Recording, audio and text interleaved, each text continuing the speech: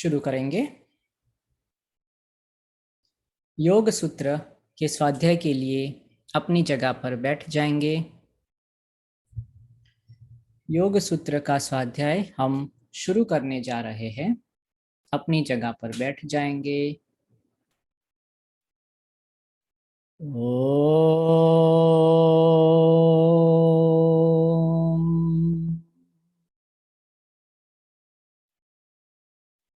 ओम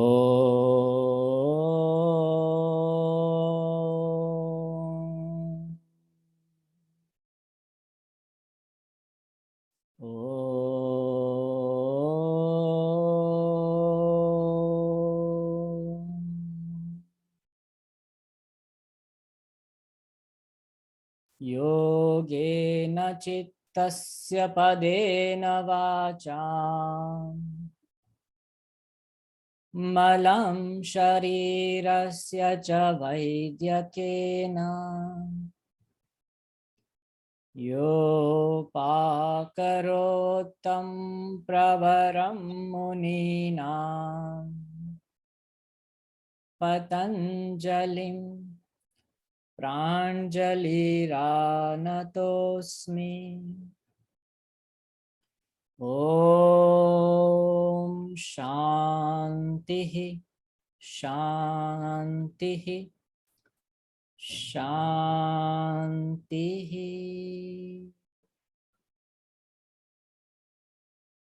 ओम ओम।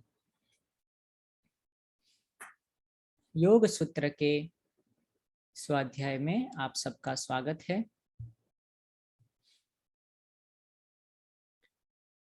महर्षि पतंजलि ने हमको एक डिवाइन नॉलेज, दिव्य ज्ञान की जो हम अपने जीवन में हर दिन, हर समय, हर क्षण कोई भी क्रिया के साथ कर सके, अप्लाइड कर सके, ऐसे अलग अलग सूत्र, ऐसे अलग अलग जो फॉर्मूलाज है वो हमको दिए हैं। और वही फॉर्मूलाज, वही सूत्र को हम धीरे धीरे समझने का प्रयत्न कर रहे हैं और अपने जीवन में अप्लाइड भी कर रहे हैं।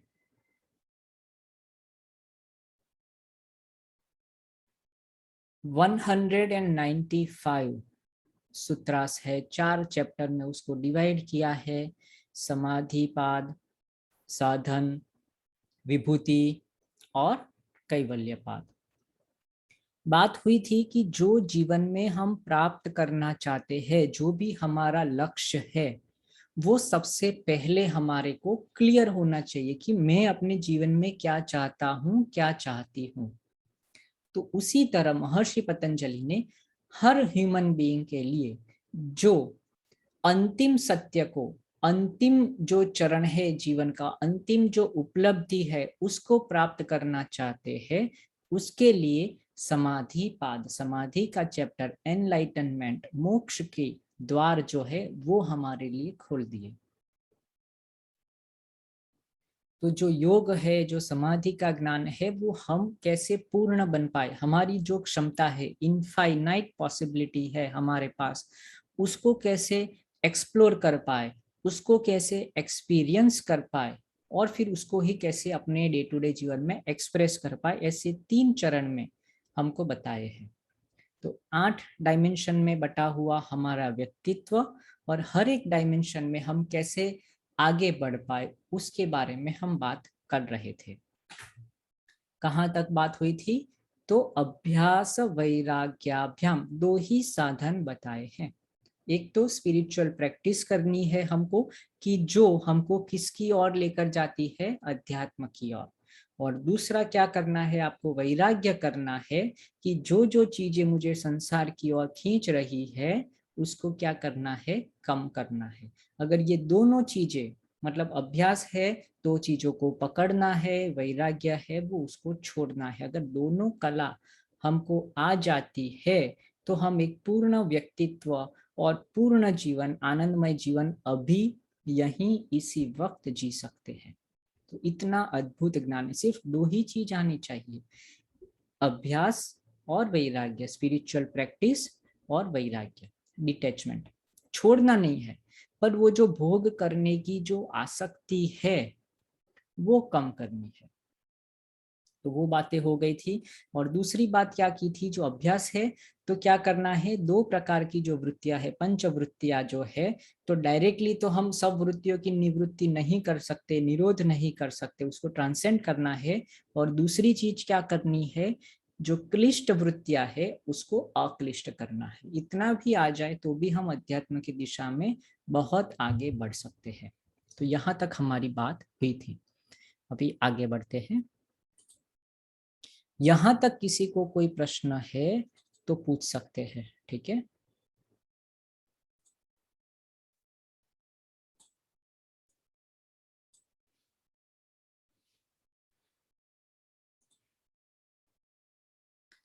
अभ्यास वैराग्याभ्याम तन्निरोधः। तो क्या करना है, अभ्यास प्लस वैराग्य, अगर ये दो चीज हमारे पास आ जाती है तो हम क्या कर सकते हैं, उसका जो निरोध है वो हम कर सकते हैं, मतलब चित्त की वृत्तियों का निरोध कर सकते हैं। चित्त की पांच क्या क्या अवस्थाएं है वो भी अभी क्लियर हो गई है। स्पिरिचुअल प्रैक्टिस क्या है वो भी हमको पता चल गया है।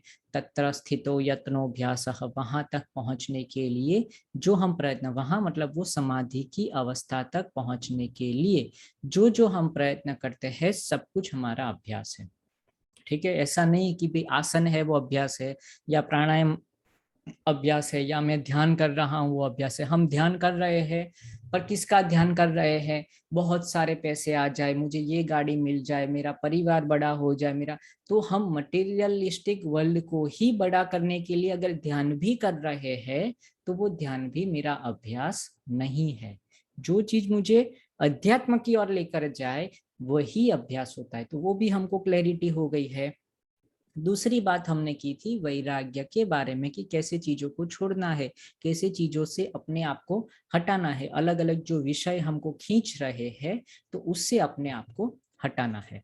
तो ये दो चीज हमने सीखी थी। तत्र स्थितो यत्नोऽभ्यासः, ठीक है, वो स्थिति पर पहुंचने के लिए जो चित्त की निरुद्ध अवस्था तक, या फिर वृत्तियों को क्लिष्ट से अक्लिष्ट करने के लिए मैं जो भी प्रयत्न करता हूँ या करती हूँ वो सब अभ्यास है। अभ्यास कैसे करना है वो भी बात हो गई। सतु दीर्घ काल नैरंतर्य और सत्कारा सेवित। फिर दृष्टानु आनुश्रविक, देखा हुआ या सुना हुआ, अनुभव किया हुआ या दूसरों के अनुभव द्वारा हमारे मन में अगर भोग की तृष्णा की जो वृत्ति न हो उसको हम क्या कहते हैं, वैराग्य, वशीकार। अभी इसमें भी चार धीरे चरण आते हैं, यतमान, व्यतिकार, एकेंद्रिय, और फिर लास्ट में आ जाता है वशीकार। तो ये हमारा शायद रह गया था, ये एक बार देख लेते हैं फिर आगे बढ़ते हैं। की बात हो गई थी शायद।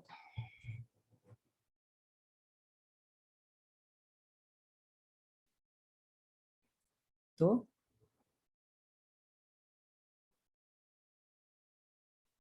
यतमान,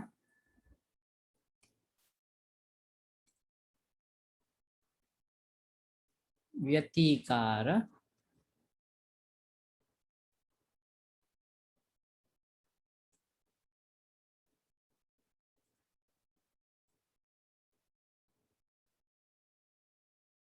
एकेंद्रिय,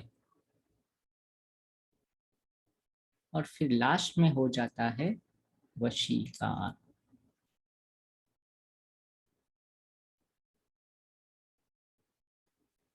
तो ये जो है वो फुल कंट्रोल हमारे पास आ जाता है हर जो पांच इंद्रियां है उसके ऊपर, कंट्रोल ऑफ फाइव सेंसेस, ठीक है। तो ये अंतिम अवस्था है जब हम वैराग्य के क्षेत्र में आगे बढ़ रहे हैं। यतमान, यतमान मतलब क्या, अभी हम शुरू कर रहे हैं या अभी हम संकल्प कर रहे हैं या हम ऐसी इच्छा कर रहे हैं कि भाई मुझे आज से मैं तला हुआ या फास्ट फूड है वो अभी नहीं खाने वाला हूँ या नहीं खाने वाली हूँ, ऐसा मैंने संकल्प करने का सोचा। तो एक मैंने गोल बनाया वैराग्य के बारे में, मतलब कुछ छोड़ने के लिए बात हो गई। वैराग्य मतलब क्या है? Let go, let it go. ठीक है, तो कुछ ऐसी चीजें हैं जो मेरे जीवन में मुझे नहीं चाहिए, उसको मुझे छोड़ना है। तो वो जो भी प्रोजेक्ट है, जो भी प्रक्रिया है, जो भी प्रोसेस है, जो भी क्रिया में करता हूँ या करती हूँ, वो सब हो जाएगा वैराग्य। ये सब वैराग्य में आ जाएगा। ठीक है, तो सबसे पहले मैंने संकल्प तो लिया कि भाई ये चीज मुझे बहुत परेशान कर रही है, मुझे बहुत क्रोध आता है। ठीक है, तो मुझे क्रोध को छोड़ना है, तो मैंने यतमान ले लिया, एक संकल्प ले लिया, दृढ़ संकल्प कि ये चीज तो मेरे जीवन से जानी ही चाहिए। मुझे बहुत खाने की इच्छा हो रही है, या कुछ ऐसी चीजें हैं जो मुझे बहुत पीड़ित कर रही है, तो मुझे बहुत नींद आ रही है, आलस्य आ गया है, तो मुझे उसको छोड़ना है। तो फिर मैं उसके बारे में संकल्प करता हूँ, फर्स्ट स्टेप वो हो जाएगा मेरा यतमान। सेकंड में क्या होगा कि 50-50 हो जाएगा, मतलब कभी हम करेंगे, कभी व्रत है तो फिर भंग हो जाएगा, वापिस हम करेंगे, फिर वापिस कुछ होगा, वापिस चले जाएंगे। ऐसे करके हमारा चक्कर चलता रहता है। पर हमने क्या हुआ, प्रैक्टिस करना तो शुरू कर दिया कि भाई उपवास किया है, कि भाई मैंने हर सैटरडे को मैं उपवास रखूंगा, तो 2-3 सैटरडे को रखा, फिर कभी भूल गए, या कुछ ऐसी चीजें आई गई कि भाई हम नहीं कंट्रोल कर पाए, छूट गया, फिर वापिस प्रयत्न किया। तो ऐसे करके हम शुरुआत करते हैं, छोड़ते हैं, पकड़ते हैं, वो जो हो जाएगा वो सब हमारा हो जाएगा व्यतिकारः। अभी क्या होगा, जैसे हमने संकल्प किया खाने के बारे में, अपनी जो रसना इंद्रिय है उसके बारे में, तो वो एक इंद्रिय के ऊपर तो मेरा फुल कंट्रोल हो ही गया कि मेरे सामने दुनिया की कोई भी खाने की चीज रखो, मैं उसको छूऊंगा भी नहीं, उसको सूंघूंगा भी नहीं, और कुछ भी करो मेरे सामने खाओ, मुझे कोई प्रॉब्लम, क्योंकि मुझे फुल कंट्रोल आ गया। मैंने समझ लिया कि ये मेरे लिए नहीं है, मैंने कंट्रोल कर लिया, या मैंने उसको मेरे जीवन से हटा दिया है। तो आप कोई भी कुछ भी कर ले, मैं आराम से उसके प्रति विरागी, वैरागी हो गया हूँ। मतलब मुझे अभी कुछ फर्क ही नहीं गिरता वो हो या ना हो। कंट्रोल नहीं ऐसे पकड़ के बैठे, वो भी नहीं, आराम से सहजता से बैठे हैं, पर मुझे उसके प्रति उदासीन भाव है, उदासीनता आ गई है। क्या प्रश्न है?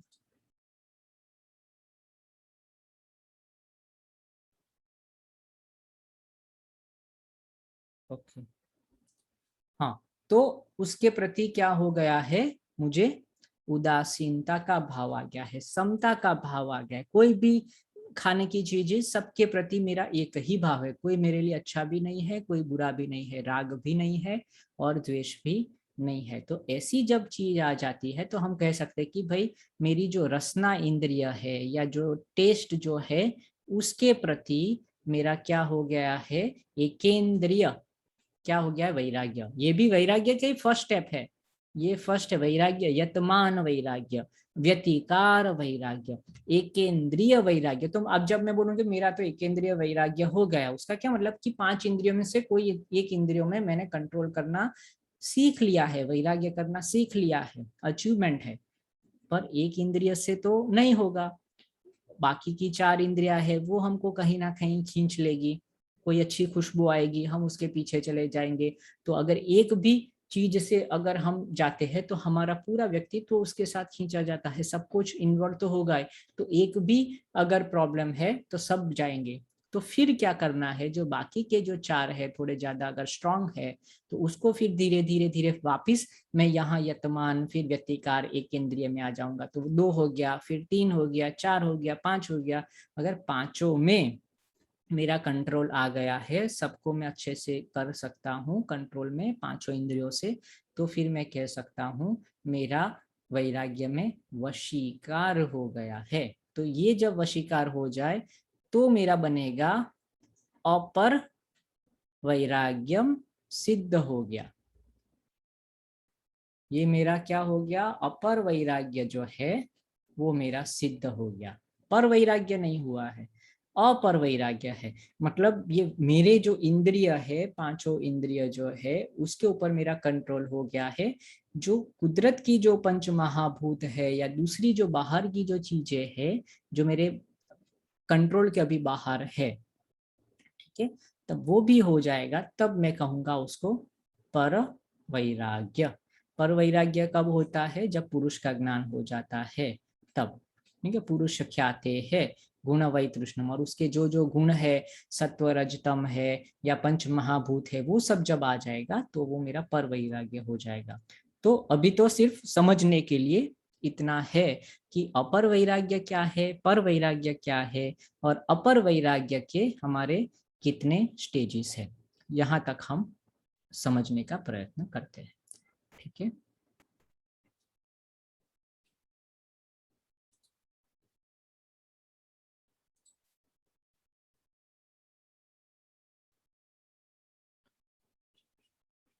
इसको क्लियर करना है। तत्परम पुरुष ख्याते हे गुण वै तृष्णम, फिर वो पर वैराग्य हो जाएगा, परम वैराग्य हो जाएगा। ठीक है, अभी इसके ऊपर थोड़ी बात करनी है।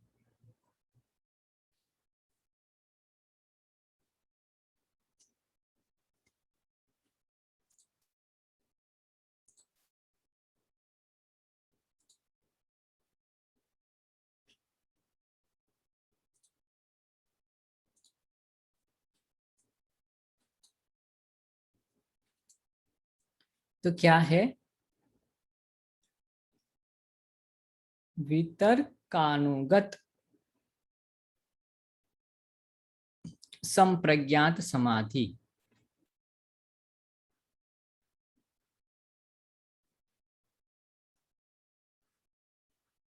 ठीक है, ये एक हो गया। दूसरा क्या है?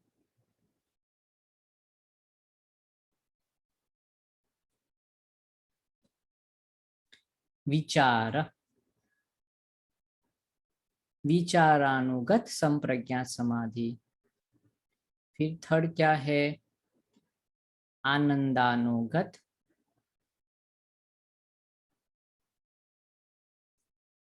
और अस्मितानुगत।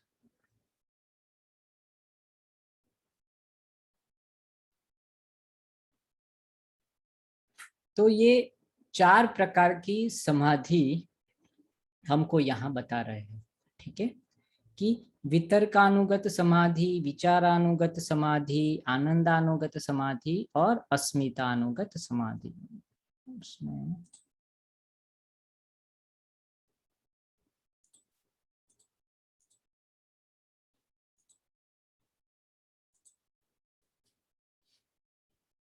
ठीक है, तो ये चार प्रकार की जो समाधि है उसको हमको समझना है। तो ये समझने से पहले हमको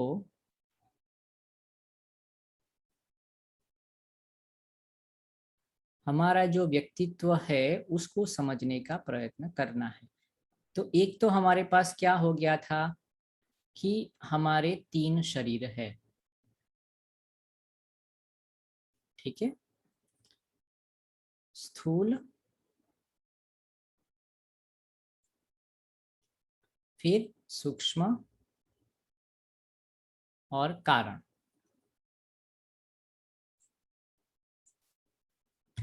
फिर हमारे क्या है? पांच हमारे कोश है। क्या है?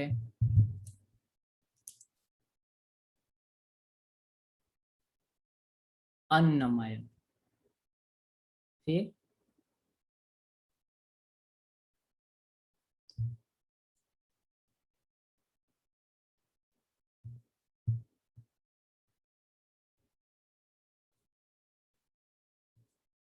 और फिर आनंदमय।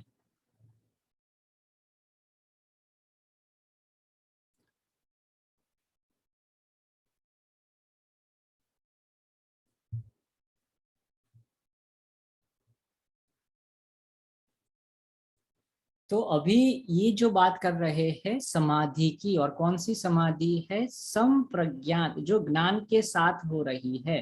संप्रज्ञात, कुछ चीजों का हमको ज्ञान हो रहा है। ठीक है, तो कैसे होता है? तो कोई भी चीज को हम ज्ञान करने के लिए त्रिपुटी हमको चाहिए। इसको थोड़ा ऊपर ले लेता है। विज्ञानमय और यहाँ आनंदमय।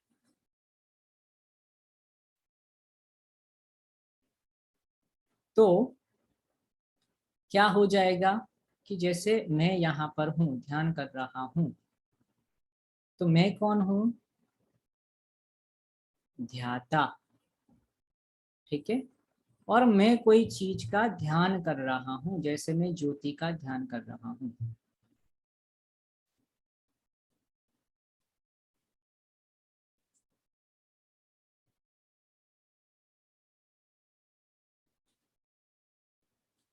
ठीक है। तो ये क्या हो गया? मेरा ध्येय। और ये ध्याता ध्येय को जिस प्रोसेस से जान पाता है वो हो जाएगा ध्यान। उसको ही दूसरी प्रकार से देखने जाए तो जिसको मैं जानता हूं या जानना चाहता हूं, ज्ञाता।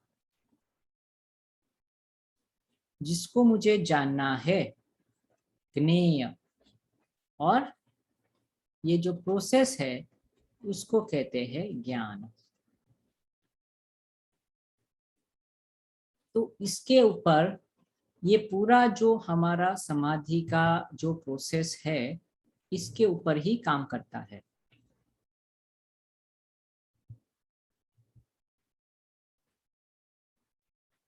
तीन ही चीज, इसको त्रिपुटी भी कहते हैं। फिर धीरे धीरे बात हो जाएगी कि ये त्रिपुटी का भी धीरे धीरे लय हो जाता है। पर अभी ये त्रिपुटी रहती है जब तक हम संप्रज्ञात समाधि में है। ये जो समाधि है हमारी, जो ज्ञेय और ज्ञान के साथ रहती है, त्रिपुटी के साथ रहती है, वो संप्रज्ञात। फिर वही थोड़े ऊपर जाके फिर वो असंप्रज्ञात हो जाएगी नेक्स्ट लेवल में। और वो हम बात आराम से बाद में करेंगे। ठीक है। अभी तक हम बात कर रहे हैं सिर्फ जो प्रज्ञा के साथ, जो बुद्धि के साथ, जो ज्ञान के साथ हम समाधि की अवस्था पर पहुंचते हैं। समाधि का मतलब क्या होता है कि कोई भी एक जो वृत्ति है उसके साथ हम एकाग्र हो जाते हैं। हमने बात हुई थी यहाँ पर समाधि वगैरह चित्त की जो अवस्थाएं है, 5 अवस्थाएं हमने चित्त की कर ली थी। तो धीरे धीरे हम कहाँ पर चले जाते हैं? 4th लेवल में क्या हो जाता है? एकाग्रता और फिर निरुद्ध अवस्था। तो ये दो चीजों में ही जब हमारी वृत्तियां रहती है आगे पीछे, तो हम कह सकते हैं कि हम ध्यान और समाधि की अवस्था में है। दूसरी जो 3 अवस्थाएं है उसको हम नहीं कहते कि वो ध्यान या समाधि की अवस्था है। तो जब चित्त ये एकाग्र हो जाता है या फिर निरुद्ध हो जाता है तो तैल धारावत एक ही प्रकार की, मतलब शुरुआत क्या होता है? जब ज्ञाता होता है तो उसको 5 इंद्रिय का ज्ञान होता है, क्योंकि उसको 5 प्रकार से इनपुट मिलते रहते हैं। जितने भी उसकी इंद्रिया है, कुछ ना कुछ उसको सुगंध आती रहती है, गंध आती रहती है, उसको स्पर्श की अनुभूति होती रहती है। तो तब तक अगर ये सब चीजें हो रही है तो हम समझ लेंगे कि वो कौन से कोश में है, वो अन्नमय कोश में है। ठीक है। या हम कहेंगे कि ये कहाँ पर है? स्थूल शरीर पर है अभी। ठीक है। उसको अभी समाधि में अभी उसकी एंट्री नहीं हुई है, मतलब उसको सूक्ष्म या कारण शरीर में वो उनकी एंट्री नहीं हुई। तो ये सब हमारे ध्यान की अवस्थाएं नहीं है। फिर क्या हो जाता है? धीरे धीरे फिर वो जो ज्ञाता या जो ध्याता जो है उसको अभी ये कौन सा है? उसका चक्षु इंद्रिय के ऊपर हम काम कर रहे हैं। ठीक है। तो वो सिर्फ क्या है? उसका जो दृश्य है, एक जो इंद्रिय है जो दृश्य है, मतलब, और ये क्या है? ये दृश्य है और ये दर्शन हो रहा है उसका। और ये जो है उसका दृष्टा हो गया। ठीक है।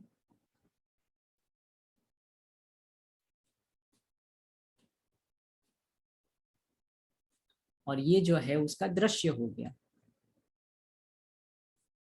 तो ये चीज, तीन ही चीज है। अभी उसको स्पर्श इंद्रिय है या घ्राण इंद्रिय है या उसको कोई शब्द वगैरह है, वो भी उसको सुनाई नहीं देते हैं, तो वो हम कहते हैं वो एकेंद्रिय हो गया या एकाग्र हो गया। एकाग्र मतलब एक इंद्रिय के ऊपर ही उसका फोकस हो गया है। जो पांच इंद्रियों की जो चीजें थी, तो अभी उसको क्या दिखाई देता है, सिर्फ ये जो दर्शन है, मतलब किसका दर्शन, जो उसने ऑब्जेक्ट लिया है। ऐसे समझने जाए तो इसको हम कहेंगे ऑब्जेक्ट,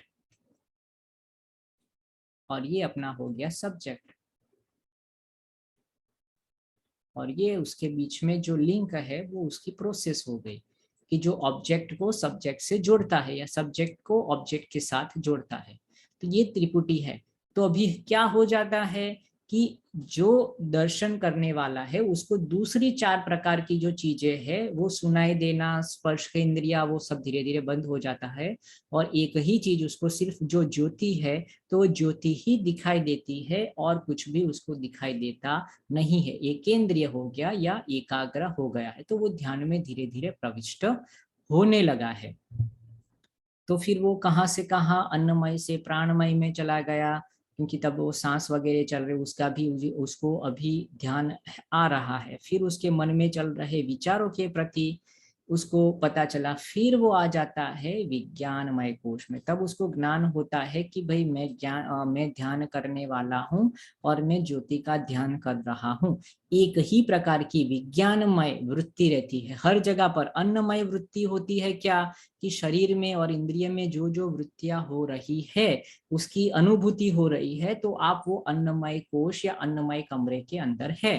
अगर वो अनुभूति नहीं हो रही है, आपको सांस चल रही है या अलग अलग प्राण वगैरह चल रहे हैं, उसकी अनुभूति हो रही है, तो आप कहाँ पर हो, प्राणमय कोश में। मन में चल रहे असंख्य विचार, तो बोलते मैं ध्यान करता हूँ मुझे बहुत सारे विचार आते, तो अच्छी बात है कि भाई शरीर की चीजों तो आपको नहीं आ रही है, शरीर की जो अनुभूति है वो नहीं हो रही है, सांस जो चल रही है या अटक गई है वो भी बंद है, सिर्फ विचार आ रहे हैं। जैसे बादल, आकाश में बादल चल रहे हैं, ऐसे धीरे धीरे विचार आते हैं जाते हैं, आते हैं जाते हैं, और आप उसको देखते रहते हो। तो समझ लेना कि आप मनोमय कोश के अंदर आ गए हो। फिर विचार भी चले जाते हैं, पर एक वृत्ति रहती है कि भाई मैं ध्यान कर रहा था या मैं ध्यान कर रहा हूँ। ऐसी वृत्तियां कंटिन्यूस चलती रहती कि मैं ज्योति का ध्यान कर रहा हूँ। कौन हूँ मुझे पता है, मैं ध्यान करने वाला हूँ, सामने ज्योति है और मैं ध्यान कर रहा हूँ, वो प्रोसेस। तो मैं कौन हूँ, ध्याता, उसकी मुझे अनुभूति है, उसकी भी वृत्ति मुझे आ रही है। ठीक है, वो हमारी कौन सी स्मृति वृत्ति हो गई या जो भी हम उसको वृत्ति कहे, वो वृत्ति हो गई। और मेरे सामने जो प्रत्यक्ष प्रमाण वृत्ति है वो मुझे दिखाई देती है, और आंखें बंद करने के बाद भी मुझे ज्योति दिखाई देती है। तो फिर वो सूक्ष्म ज्योति है कि जो उसका क्या हो गया, स्मृति वृत्ति की, मैंने जो पहले देखा था वही ज्योति मेरे स्मृति में चलेगी। अभी स्मृति का मैं ध्यान कर रहा हूँ या कर रही हूँ।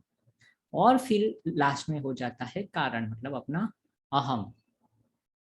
ठीक है, यहाँ तक हमको क्लैरिटी होनी चाहिए। ये जो है वो ध्यान की प्रोसेस है। यहाँ किसी को कोई प्रश्न है तो बोलो, फिर हम समाधि में बोले बात करेंगे कि भाई वितर्कानुगत क्या है, विचारानुगत क्या है, आनंद और अस्मितागत। यहाँ तक किसी को कोई प्रश्न है? हाँ, एक मिनट। हाँ बोलिए जी।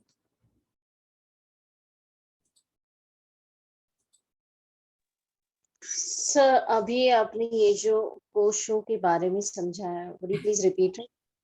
हाँ, 5 प्रकार के जो कोश है वो ना। यस सर, अभी जो आपने समझाया। हाँ, श्योर श्योर श्योर। देखो, हमारा, हमने क्या बात की थी कि हमारा जो व्यक्तित्व है वो 8 डायमेंशनल में है। 8 डायमेंशन में हम क्या है, हम बटे हुए हैं। तो अभी जो कोश की बात कर रहे हैं वो 5 डायमेंशन की बात कर रहे हैं। ठीक है, अलग अलग पर्सपेक्टिव से। ये है हमारा 3 डायमेंशनल है, तो अलग अलग पर्सपेक्टिव से हम अपने आप को देख रहे हैं। अभी जो 5 डायमेंशनल हमारी रियलिटी है वो, जैसे मोबाइल है, तो मोबाइल में क्या होता है, 3 चीज होती है, अन्नमय कोश, प्राणमय कोश और मनोमय कोश होता है। उसका जो आउटर जो बॉडी होता है, जो फिजिकल बॉडी रहता है, उसको हम क्या कहते हैं, अन्नमय कोश कहते हैं, मतलब अन्न से बना है। पहले क्या था, पहले अगर एप्पल है, बनाना है वगैरह सब बाहर था, अभी एप्पल और बनाना आप खा लेते हो तो वही आपका क्या बन जाता है, बॉडी बन जाता है। अन्न से जो बना है, अन्न से जो उत्पन्न होता है, अन्न से जो वृद्धि पाम रहा है, ऐसा जो पार्ट है मेरा, उसको अन्नमय कहते हैं। अन्न से बना हुआ फिजिकल पार्ट है, प्योर फिजिकल है। जैसे मोबाइल है, कंप्यूटर है, तो उसका जो फिजिकल स्क्रीन है और उसका जो प्लास्टिक से या जो भी मटेरियल से बनी हुई जो चीज है, उसको हम क्या कहते हैं, अन्नमय कोश कहते हैं। फिर दूसरा क्या है, अपना एनर्जी बॉडी। जैसे हम श्वास लेते हैं या जो प्राणिक हमारे अंदर जो एनर्जी, जैसे मोबाइल के अंदर बैटरी होती है कि जिससे वो एनर्जी लेता रहता है, ठीक है ना, वैसे ही हमारा ये अन्नमय कोश या दूसरे जो जो दूसरी जो मनोमय, विज्ञानमय वगैरह को एनर्जी चाहिए। तो एनर्जी को जो प्रोवाइड करता है उसको हम क्या कहते हैं, प्राणमय बॉडी कहते हैं, एनर्जी बॉडी कहते हैं। बॉडी मतलब हम समझने के लिए, पर ऐसे एक हमारी फैकल्टी है, अलग अलग डिपार्टमेंट है। तो ये हमारा एनर्जी डिपार्टमेंट है कि जो हमको पूरे जो हमारा जो यूनिट है पूरे माइंड बॉडी स्पिरिट का, उसको एनर्जी प्रोवाइड करता है, वो उसका जॉब है। थर्ड जो है वो मनोमय कोश, मतलब हमारा जो माइंड स्टफ है, ठीक है ना, मेंटल बॉडी है हमारी, जैसे उसके अंदर क्या है, सॉफ्टवेयर है, एप्लीकेशंस वगैरह है, ऑपरेटिंग सिस्टम है, वैसे ही हमारे जो पूरे माइंड बॉडी स्पिरिट का जो यूनिट है पूरा, उसको जो थिंकिंग जिसको कहते हैं, थिंक टैंक है, उसमें थॉट प्रोसेस चलता है और क्या हो रहा है उसके बारे में माइंड में जो जो स्टफ चलते रहते हैं, विचार चलते रहते हैं, वो सब आ जाता है मनोमय कोश में। तो ये तीन तो हमको पता भी है, मोबाइल में होता है ये। एक एक्स्ट्रा हमको ऐड हुआ है, भगवान ने हमको गिफ्ट में दिया है, वो है विज्ञान, विशिष्ट प्रकार का ज्ञान, कि हम अपने आप को अनुभव कर सकते हैं और दूसरों को भी अनुभव कर सकते हैं, जान सकते हैं, डिसीजन ले सकते हैं। तो वो जो फैकल्टी है डिसीजन मेकिंग की या जो नॉलेज को अंडरस्टैंड करने की, वो दूसरे जो जड़ तत्व है या मशीन है उसमें नहीं है, सिर्फ ह्यूमंस में होती है ऐसी विज्ञानमय। सोचना नहीं, पर उसको डिसीजन में कैसे करना, नई चीजें को कैसे प्रोड्यूस करना वगैरह जो सब है वो विज्ञानमय है। और उससे भी आगे फीलिंग, अनुभूति करना, आनंद की अनुभूति, दुख की अनुभूति, क्रोध, काम, जितने भी अलग अलग प्रकार की अनुभूतियां, फीलिंग, मशीन में ऐसी अनुभूतियां नहीं होती, उनको अच्छा बुरा नहीं लगता है, हमको लगता है। तो वो जो अनुभूति करना जो है फीलिंग के लेवल पर, भावनामय प्रज्ञा, आगे बात होगी भाव प्रदेश। तो ये जो भाव जो है वो हमारे ह्यूमंस में होते हैं। तो वो कौन सी फैकल्टी से उत्पन्न होते हैं, तो वो फैकल्टी को कहते हैं आनंदमय कोश, आनंदमय फैकल्टी है। तो ऐसे 5 प्रकार की 5 डायमेंशनल हमारी रियलिटी है, और हर रियलिटी का अलग अलग उसका काम है, उसके काम के हिसाब से उसको नाम दिया गया है, ठीक है। Okay. हाँ, और ऐसे ही उसको अलग 3 डायमेंशनली अगर देखने जाए तो कहते हैं कि भाई ये है स्थूल है, दूसरे को कहते हैं सूक्ष्म, और थर्ड जो है उसको कारण कहते हैं, जो एकदम फिजिकल है, जिसको हम टच कर सके, उसको अनुभव कर पाए, वो सब क्या है, स्थूल है। सूक्ष्म क्या है, जैसे एनर्जी है, बोलते हैं कि हवा है, हवा की अनुभूति नहीं, वो सूक्ष्म है। बोलते हैं कि प्रोग्राम वगैरह होते हैं वो कंप्यूटर में, तो पर वो क्या है, उसकी अनुभूति नहीं, टेंजिबल नहीं है, इनटेंजिबल है ना, बहुत ही सटल है, स्थूल नहीं है, फिजिकल नहीं है, तो बियॉन्ड द फिजिकल है। तो ऐसी जो चीजें से जो बना है, तो ये जो हमारा प्राणमय कोश है, फिर मनोमय कोश है, विज्ञानमय कोश है, और जो आनंदमय जो कोश सब वगैरह है, वो सबको हम क्या कहते हैं, सूक्ष्म कहते हैं, ठीक है। तो ये हमारा बोला स्थूल हो गया और ये सूक्ष्म हो गया, ठीक है। ये बोला बोला बोला good evening good evening Okay. हाँ, ओके। हरकत नहीं हाँ, तो ये हमारी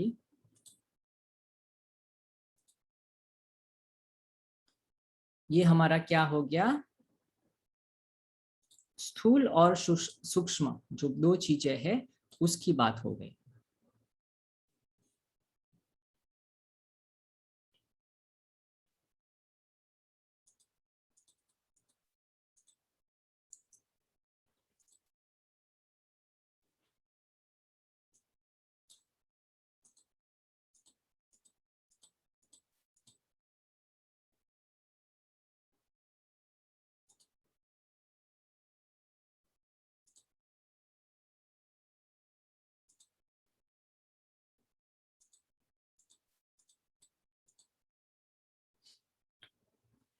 तो यहां तक हम पहुंचे 1.17, मतलब वितर्क, विचार, आनंद और अस्मिता, ये 4 प्रकार की समाधि होती है, 4 प्रकार की संप्रज्ञात समाधि होती है। ठीक है, तो अभी उसको हम समझने का प्रयत्न करेंगे। यहां तक किसी को कोई प्रश्न है तो बता सकते हैं।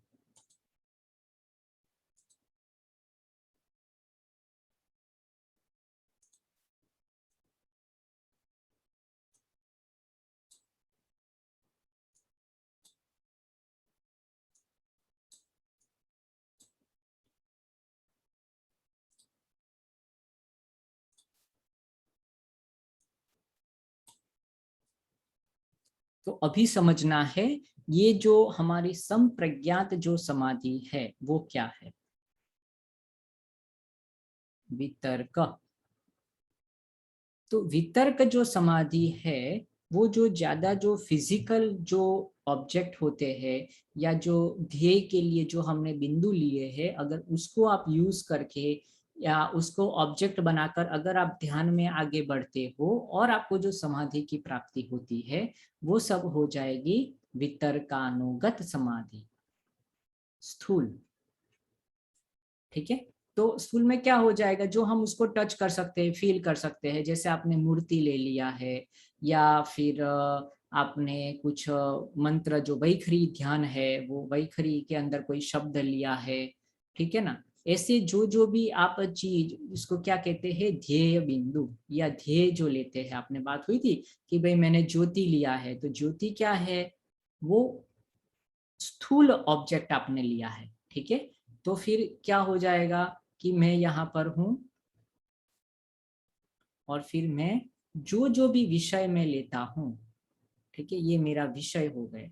ठीक है, तो अगर ये जो विषय जो है अगर वो स्थूल लिया है मैंने, ठीक है, तो उससे जो मुझे समाधि होगी, मतलब जिसने ये जो ध्याता है उसको अगर जो भी समाधि होगी तो उसको हम कहेंगे वितर्कानुगत। अनुगत मतलब क्या, उसके पीछे पीछे, अनुगत या उसका साधन बनाकर, स्थूल को साधन बनागत, अनुगत उसके पीछे पीछे होने वाली या उसका यूज कर कर या उसको उपयोग कर कर हमको जो समाधि मिली है वो। तो स्थूल विषय को लेकर जो हमको अनुभूति हुई है तो उसको क्या कहेंगे, वितर्कानुगत समाधि। वितर्क किया है मतलब हम बोलेंगे कि मुझे समाधि हो गई है, तो बोलेंगे कौन सी समाधि हो, बोलते कि मुझे तो वितर्कानुगत समाधि हो गई। तो मुझे पता चला कि आपने कोई स्थूल ऑब्जेक्ट को लिया होगा, ध्येय बिंदु को लिया होगा और उससे आपने समाधि, समाधि का क्या मतलब हुआ, निरुद्ध अवस्था तक, एकाग्रता से निरुद्ध तक आपका चित्त पहुंच गया है। धीरे धीरे आपको 5 इंद्रियों का ज्ञान था, धीरे धीरे 5 से आपको एक ही इंद्रिय, जैसे यहाँ क्या है हमारे दृश्य लिया है, तो सिर्फ दृश्य के बारे में ही और फिर ये सिर्फ त्रिपुटी के बारे में ही आपको नॉलेज हो रहा है। तो ये सब जो नॉलेज हो रहा है वो आपको संप्रज्ञात समाधि करवा सकता है, पर वो का नाम क्या होगा, वितर्कानुगत।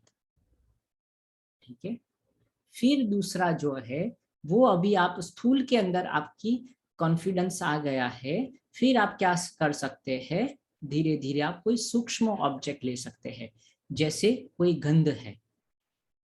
ठीक है ना, क्योंकि उसको हम देख नहीं सकते हैं पर उसका अनुमान कर सकते हैं, थोड़ा ज्यादा सूक्ष्म है। या फिर जो कोई सूक्ष्म ध्वनिया है, ठीक है ना, तो सूक्ष्म ध्वनि वैखरी में नहीं, छोटी जो ध्वनि होती है उपांशु में, या थोड़ी मानसिक ध्वनि है, या जो 5 तन मात्राएं है, जितनी भी तन मात्राएं है उसके बारे में हमने अभी एक और कल शायद हम बैठ जाएंगे। तो पूरा जो प्रकृति का कैसे एक्सपांशन हुआ है उसके बारे में हम बात कर लेंगे। तो उसमें पंच महाभूत, उसकी तन्मात्राएं, फिर उससे पूरा कैसा सृष्टि का सर्जन हुआ है वो बात करेंगे। पर ऐसे सिर्फ समझ लो कि वो थोड़ा ज्यादा सटल है, थोड़ा ज्यादा सूक्ष्म है, ये थोड़ा सटलर है। ठीक है, तो ये हो गया हमारा विचारानुगत समाधि, वितर्क, विचारा और आनंद। अभी क्या हो जाएगा, देखो यहाँ स्थूल और सूक्ष्म में आपको क्या होता है, कि जो ध्याता है उसको पता है कि मैं हूँ, मतलब मैं ध्यान करने वाला हूँ, वो स्मृति बनी हुई है। यहाँ क्या है, मैं किसका ध्यान कर रहा हूँ, मैं ज्योति का या मंत्र का या जो भी संवेदना का मैं ध्यान कर रहा हूँ या कर रही, उसका मुझे ध्यान है। तो दो चीज की वृत्तियां तो मेरी बनी हुई है, और मैं ध्यान कर रहा हूँ वो भी वृत्तियां है, वो तीसरी प्रकार की वृत्ति है। तो ये तीन प्रकार की वृत्तियां मेरे अंदर बनी हुई है। पर धीरे धीरे जब ये तीन वृत्तियां आती है और एक साथ में तन्मय हो जाता हूँ वो वृत्तियों के साथ, एक ही चीज के साथ, तो धीरे धीरे आपको एक अनुभूति होनी शुरू हो जाती है। जब मन शांत हो जाता है, वृत्तियां शांत हो जाती है, आप लीन हो जाते हैं। जैसे कभी आप कोई समुद्र किनारे है या सूर्यास्त देख रहे हैं और आप है और सूर्य जो है वो लीन हो रहा है, आसपास का जो वातावरण है उसकी आवाज वगैरह ध्वनि वगैरह आपको सुनाई नहीं देती है, आप है और वो सूर्यास्त है और समुद्र की लहरें आ रही है, बस वही आपको चित्र ध्यान में है। तो दृष्टा है, दृश्य है और दर्शन है, या ध्याता है, ध्येय है और ध्यान है, बस उसकी अनुभूति है। फिर धीरे धीरे क्या होता है, और सटल हो जाता है और सटल हो जाता है। फिर क्या हो जाता है, जिसका मैं ध्यान कर रहा था वो धीरे धीरे गायब हो जाता है, या मैं ध्यान कर रहा हूँ ऐसा मैं भूल जाता हूँ, मैं तन्मय हो जाता हूँ। दो तीन में से फिर एक चीज हो जाती है, या तो क्या होता है मैं रह जाता हूँ, या फिर क्या हो जाता है वो जो जिसका ध्यान कर रहा हूँ वो रह जाती है। और जब ये स्थिति हो जाती है तो अंदर से ही एक आनंद की अनुभूति मिलती है। तो सिर्फ आनंद ही आनंद, आनंद ही आनंद। तो फिर क्या हो जाता है, वहां से आपको छूट जाना है। जब आप नेक्स्ट लेवल में चले जाओ, जब आप स्थूल के ऊपर होते हैं और आपको जब सूक्ष्म अनुभूति होने लगे, तो फिर स्थूल को छोड़ के आपको क्या कर देना है, सूक्ष्म के ऊपर ट्रांसफॉर्म हो जाना है। तो जो पहले हमने ज्योति थी वो बाहर फिजिकली हमको दिखाई देती थी, बाहर थी वो ज्योति, पर धीरे धीरे अभी मुझे ज्योति देखने के लिए आंख खोलने की जरूरत नहीं है, वो मानसिक ज्योति हो गई। तो जब आप धीरे धीरे मानसिक ज्योति पे चले गए तो आप सेकंड लेवल पर चले गए। ये जो वैखरी में हम ओमकार का ध्यान कर रहे थे वो क्या हो गया, धीरे धीरे अभी मन में ही उसका ध्यान, तो मुझे बोलने की जरूरत नहीं है, मुझे बाहर देखने की जरूरत नहीं है ज्योति के लिए। तो फिर उसको पकड़ लेना है, बोले अरे नहीं नहीं नहीं मेरा तो ज्योति चला गया स्थूल। तो ऐसा नहीं है, स्थूल के बाद अगर सूक्ष्म आता है तो सूक्ष्म को पकड़ लेना है। सूक्ष्म के बाद धीरे धीरे आपको आनंद की अनुभूति हो जाएगी, क्योंकि ये जो विषय वगैरह हमने लिया है अपने स्वभाव को प्राप्त करने के लिए, अपने सत्य चित और आनंद स्वभाव को प्राप्त करने के लिए, तो अपना लक्ष्य क्या है उसको देखना है, साधन को नहीं पकड़ना है। ये सब हमारे साधन है, कोई भी साधन से आप आगे बढ़ रहे हो। अगर आपको आनंद हो रहा है तो सूक्ष्म को छोड़ दो, सूक्ष्म मिल रहा है तो स्थूल को छोड़ दो। आपको यहाँ से यूएसए जाना है तो यहाँ से आपको क्या करना पड़ेगा कि भाई मेरे घर से मुझे एयरपोर्ट के जाने के लिए मैं टैक्सी कर रहा हूँ, फिर टैक्सी को छोड़ना पड़ेगा और प्लेन को पकड़ना पड़ेगा। तो आप बोलेगे नहीं नहीं मैं तो टैक्सी में ही आएगा, मुझे यहीं से आप अमेरिका लेके जाओ, ऐसे नहीं है, या जो भी जहां जाना है। तो एक साधन को छोड़ना, आप जहां तक पहुंच गए कि भाई उसका काम था आपको स्थूल से सूक्ष्म तक लेके जाना। वितर्क का काम है कि आप विचार के आयाम पर चले जाओ, वो डायमेंशन में आप चले जाते हो। तो स्थूल को छोड़ देना है और सूक्ष्म को पकड़ देना है, स्थूल शरीर को छोड़ना है, सूक्ष्म शरीर को पकड़ना है, सूक्ष्म शरीर को छोड़ना है और कारण शरीर को पकड़ना है। अन्नमय कोश है तो उसको छोड़ के क्या करना है, प्राणमय, प्राणमय से आपको मनोमय, मनोमय से विज्ञानमय, विज्ञानमय से फिर आपको आनंदमय कोश में चले जाना है। तो जब आप फिफ्थ कोश जो आनंदमय कोश में आप चले जाते हो तो और फिर क्या हो जाता है, आप भी आनंद हो, आप जिसका ध्यान कर रहे हो वो भी आनंद है, और आनंद आनंद का ध्यान करते करते आनंद से ही आनंद कर रहा है। तो जो प्रोसेस है वो भी आनंद हो गई। मतलब ये जो ध्याता था वो आनंद बन गया। मैं जो विषय ले रहा था, पहले मेरा कोई स्थूल विषय था या सूक्ष्म विषय था, अभी ये जो मेरा ध्येय था वो क्या हो गया, आनंद हो गया। और ये दोनों को मिलाने के लिए जो प्रोसेस है वो भी आनंद हो गई। इसीलिए कई बार आपने देखा होगा कि आत्मा रामो भवति, आत्मा राम, आत्मा से आत्मा को आत्मा द्वारा प्राप्त करता है। तो ये जो साधन है वो भी आनंद ही हो गया, ये जो अनुभव करने वाला है वो भी आनंद ही है, और फिर ये जिसका ध्यान कर रहा है वो भी आनंद है। तो फिर ये तीन चीज 1 = 1 तो तीनों मिल गई और एक ही हो गया। तो इसको कहते हैं त्रिपुटी का लोप हो गया, तीन में से एक ही चीज हो गई। तो ध्याता, ध्यान और ध्येय चला गया, फिर क्या हो जाएगा, मैं ध्यान करने वाला हूँ या मैं आनंद स्वरूप हूँ, ऐसे एक आपकी वृत्ति हो जाएगी। आनंद की अनुभूति है कि भाई आनंद की अनुभूति हो रही है मुझे, मतलब मैं आनंद स्वरूप को आनंद के द्वारा आनंद की अनुभूति हो रही है, बस वही एक वृत्ति चलती रहेगी। आनंद की अनुभूति हो रही है, आनंद की अनुभूति हो रही है।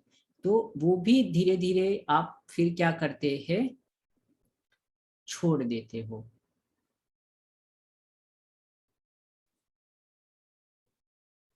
अहम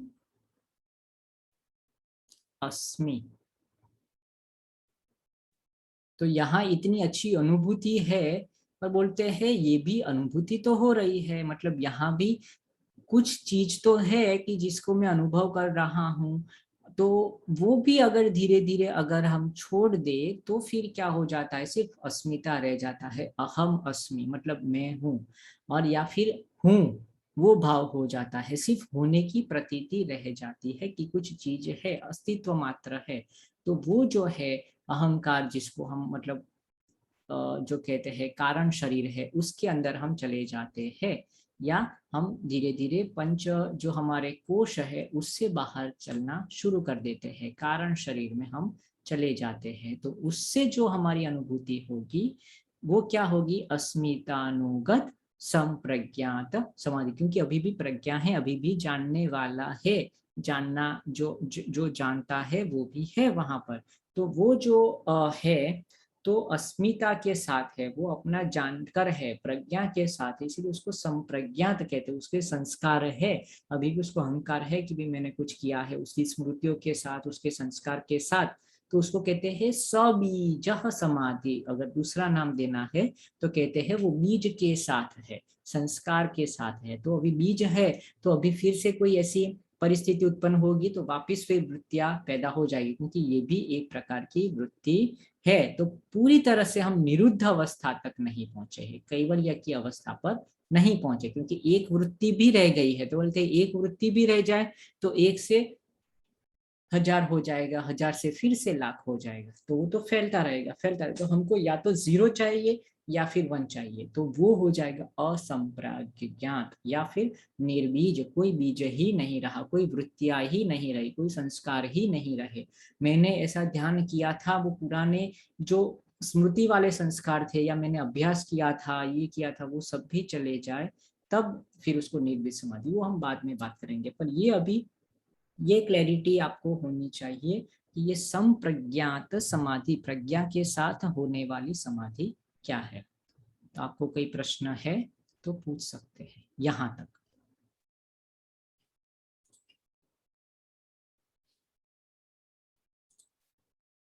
है कोई प्रश्न?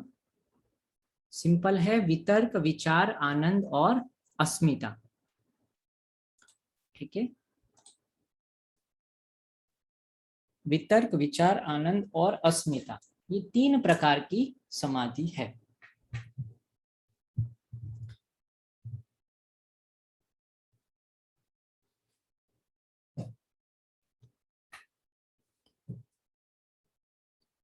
कोई प्रश्न नहीं है तो फिर हम ध्यान में आगे बढ़ेंगे। कोई प्रश्न है?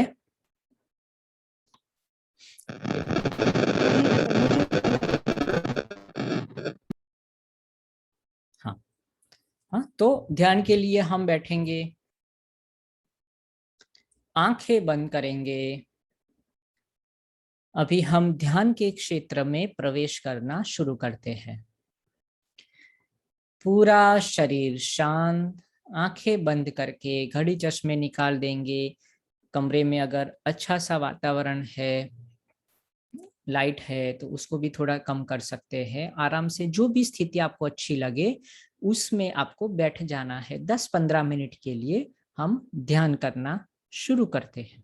ठीक है, जैसे बात हुई थी कि जो जो संवेदनाएं हो रही है, जो जो भी शब्द सुनाई देते हैं, वो शब्द की ध्वनि को सुनकर हम धीरे धीरे धीरे ध्यान की यात्रा में आगे बढ़ते हैं। स्थूल से सूक्ष्म, सूक्ष्म से फिर कारण, अन्नमय कोश से लेके आनंदमय कोश की यात्रा करने जा रहे हैं, या स्वाध्याय में स्व का अध्ययन कर रहे हैं। जो जो चीजें हमने सीखी है ये 45 मिनट्स में, उसको फिर से रिपीट करते हैं।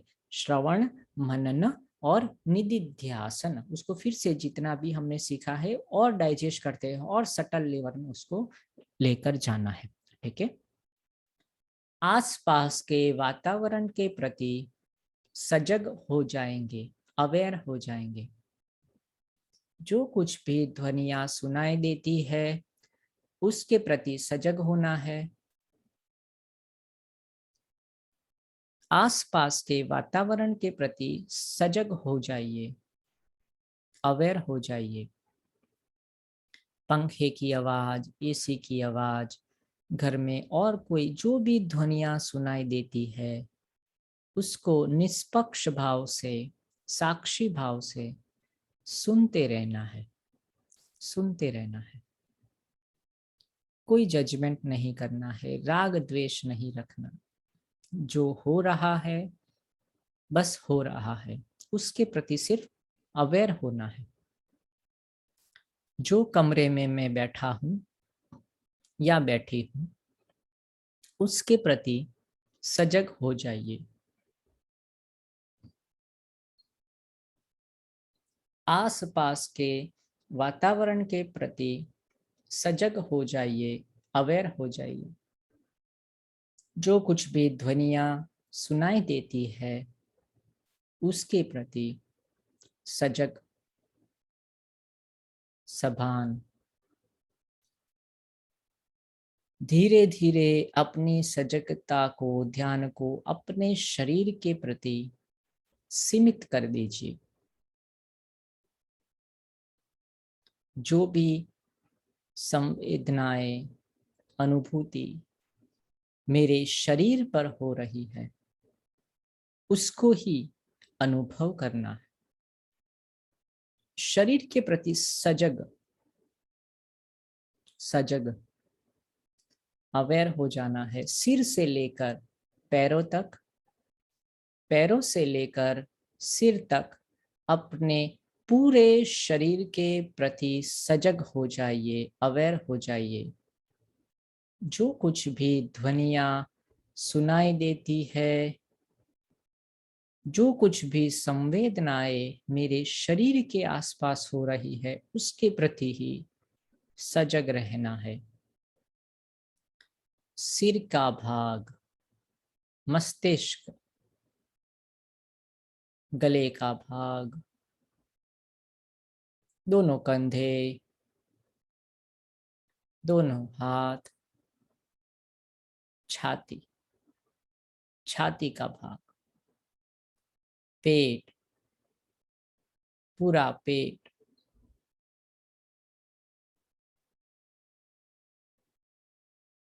पीठ का भाग, पूरी पीठ, ऊपर से लेकर नीचे तक पूरी पीठ, कमर, कमर, कमर के नीचे के भाग को शिथिल होने दीजिए, शांत होने दीजिए। दोनों पैर शांत, शांत, दोनों पैर सिर से पैर तक, पूरा शरीर शांत, शिथिल। दोनों पैर, कमर, पेट, छाती, पीठ, दोनों हाथ, कंधे, गला, सिर, सब शांत, शिथिल हो गया। सांसें, सांसें भी शांत, सांसें भी आने जाने वाली सांसें शिथिल हो गई, शांत हो गई। मन, मन में चल रहे विचार शांत, शांत, शांत, शांत हो गए। मन में चल रहे विचार शांत, शांत, शांत। पूरा अन्नमय, प्राणमय, मनोमय कोश विज्ञानमय कोश शांत हो गया, शांत हो गया, शिथिल हो गया। आज का स्वाध्याय संप्रज्ञात समाधि ही, जो मेरे जीवन का लक्ष्य है और हर मनुष्य का जो लक्ष्य होना चाहिए अध्यात्म के क्षेत्र में आगे बढ़ने के लिए। अगर कोई लक्ष्य है, कोई भी चीज को अचीव करना है, कोई भी चीज को प्राप्त करना है, तो सबसे पहले संकल्प, उसके प्रति अवेयर हो जाना चाहिए। उसको हमेशा याद रखना चाहिए कि क्या मुझे चाहिए, मैं क्या प्राप्त करना चाहता हूँ, क्या प्राप्त करना चाहती हूँ। तो अध्यात्म के क्षेत्र में अगर आपको आगे बढ़ना है तो लक्ष्य क्या होना चाहिए? तो महर्षि पतंजलि कहते हैं संप्रज्ञात समाधि की प्राप्ति कर लो और अपने जीवन को धन्य कर लो। अगर आपको मनुष्य देह मिला है, मनुष्य का शरीर मिला है, अध्यात्म में आपको जिज्ञासा रुचि हुई है,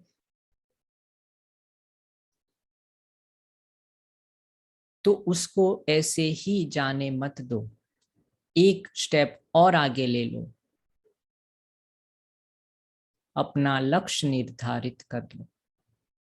तो मेरे जीवन का, आध्यात्मिक जीवन का लक्ष्य है संप्रज्ञात समाधि की प्राप्ति। और वो प्राप्ति महर्षि पतंजलि कहते हैं 4 चरण में, 4 स्टेप में होती है। वितर्क विचारानंदा स्मितारूपानुगमात् संप्रज्ञातः। वितर्क विचारानंदा स्मितारूपानुगमात् संप्रज्ञातः। वितर्कानुगत समाधि, विचारानुगत समाधि, आनंदानुगत समाधि, अस्मितानुगत समाधि। वितर्क, विचार, आनंद और अस्मिता, ये 4 चरण में मैं धीरे धीरे धीरे पूर्ण संप्रज्ञात समाधि को प्राप्त कर सकता हूं। वितर्क जो स्थूल ऑब्जेक्ट है, जो स्थूल सब्जेक्ट है, सवितर्क, निर्वितर्क, सविचार, निर्विचार, आनंदानुगत, अस्मितानुगत समाधि। तो अभी स्थूल सब्जेक्ट को लेकर, स्थूल ऑब्जेक्ट को लेकर, जैसे मोमबत्ती में चल रही ज्योति या कोई मूर्ति का ध्यान या ऐसे कोई ऑब्जेक्ट जो है, जो स्थूल है, जो मैं अपने 5 सेंस से उसको अनुभव कर सकता हूँ। अगर मैं उसको ऑब्जेक्ट लेकर धीरे धीरे धीरे उसके साथ तन्मय हो जाता हूँ, मेरा चित्त एकाग्र हो जाता है और एक स्थिति के बाद अगर निरुद्ध हो जाता है, तो वो मेरी समाधि वितर्कानुगत समाधि हो जाती है। तो वो समाधि को प्राप्त करने के लिए मैं कोई भी एक स्थूल ऑब्जेक्ट को पसंद करता हूँ। धीरे धीरे जब मैं आगे बढ़ता हूँ तो स्थूल विषय को छोड़कर सूक्ष्म विषय को पकड़ता हूँ और फिर वही सूक्ष्म विषय धीरे धीरे धीरे अंदर से एक आनंद की अनुभूति, आनंद का झरना बहने लगता है, स्फुरित हो जाता है और फिर मैं आनंद के झरने में खो जाता हूँ या खो जाती हूँ या उसका ही आनंद का ध्यान करता हूँ। तो वो मेरी आनंदानुगत संप्रज्ञात समाधि है। और फिर आनंद भी नहीं रहता, आनंद को भोगने वाला भी नहीं, सिर्फ होना मात्र रह जाता है या भोगना मात्र रह जाता है। अहम अस्मि, अहम अस्मि, तो वो मेरी अस्मितानुगत समाधि है। तो वहां तक मेरा लक्ष्य है। ईश्वर, सारे गुरुजन, संतगण, सब मेरे परिवार वाले उसमें मुझे आगे बढ़ने के लिए प्रेरणा दे, मुझे सपोर्ट दे, ऐसे सबसे आशीर्वाद लेते हैं। ऐसे करके मैं अपने संकल्प को आज फिर से दोहराता हूँ। शांति पाठ करेंगे। Om.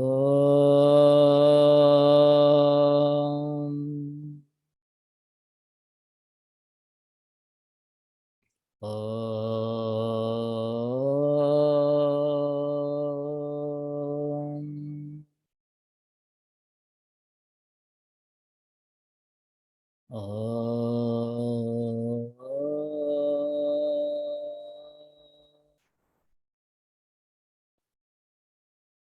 Asato ma sadgamaya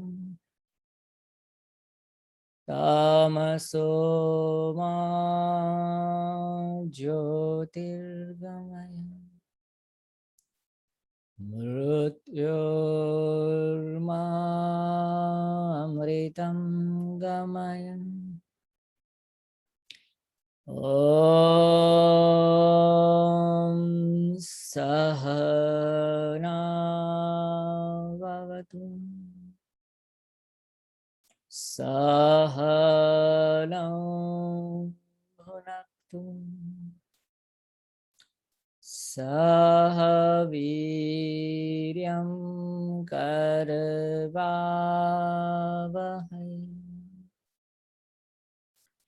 Tejasvinavadhitamastu Ma vidvishavahai. Om Shanti Shanti Shanti.